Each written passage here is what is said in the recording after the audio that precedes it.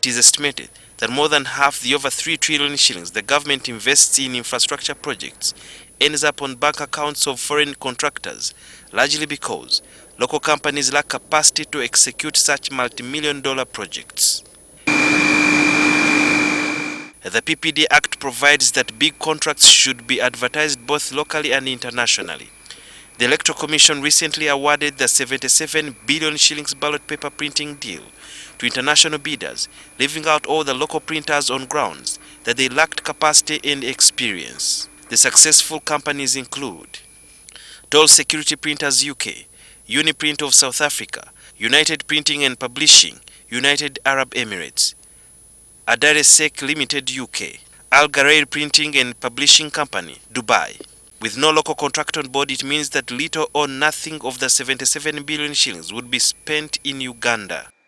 In September 2020, 5 local printing companies petitioned the Public Procurement and Disposal of Public Assets Authority, PPDA, which regulates government contracts, to review the procurement, which they claimed was construed to favor international companies. It's now about 3 months to the general elections, but the printing of ballot papers could be in jeopardy after an inquiry by the PPDA indicated that the Electoral Commission sidelined local printers in the ballot papers deal.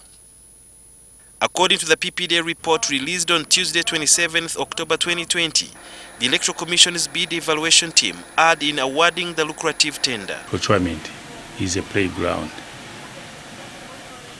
Playground in the sense that you set your goalposts at the beginning of the procurement process.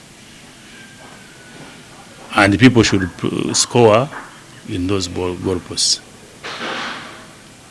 But when you come, when someone is going to score and you shift to the goalpost, then you are unfair and you will be, a public office will be in breach of Section 45 of the Public Procurement and Disposal of Public Assets Act. As an association, we are somehow happy that what we put as our main queries in this tender, we have got some clarification and some recommendation from PPDA.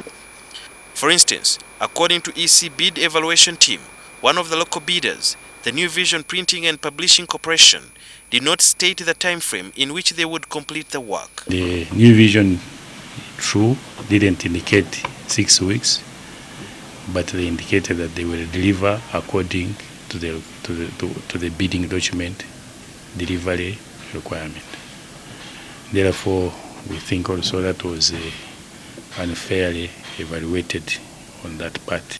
The Uganda Printing and Packaging Association wants an inquiry into the EC's evaluation team. We want also to ask that other organizations like IGG, they come up to question the people working on those entities. How can such an error be made by a competent person? Because we thought in such organization, people who are there, they are competent. But what does this mean to both PPDA and the printers? The information that was provided, we looked also at that their financial bids of the local providers, and some of them were lower than the international firms. And usually, when they reach the financial comparison, the basis of award is the lowest evaluated bidder. As per the report, we have our national companies which are cheaper, and we expect them to be given work to do. The PPDA Executive Director says there is time for the EC to review their decision. That process should not take more than, should take less than 3 days, because already they have all this information.